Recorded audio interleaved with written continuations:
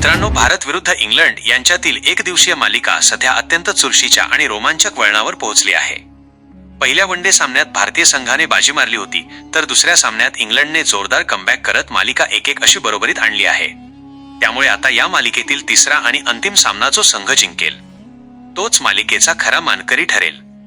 हा महत्त्वाचा सामना कुठे, कधी आणि किती वाजता सुरू होणार आहे याची सविस्तर माहिती जाणून घेऊया.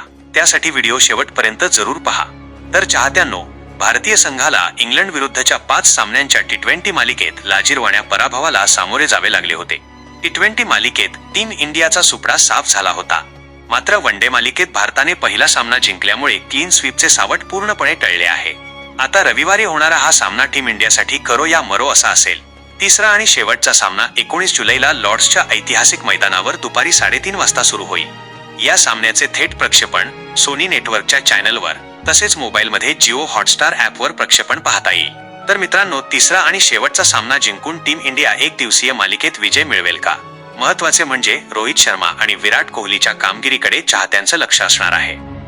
तुम्हाला काय वाटतं ते कमेंट करून सांगा आणि अशाच खेळाविषयी बातम्यांसाठी आपले क्रिकेट विश्व चॅनल पाहत रहा.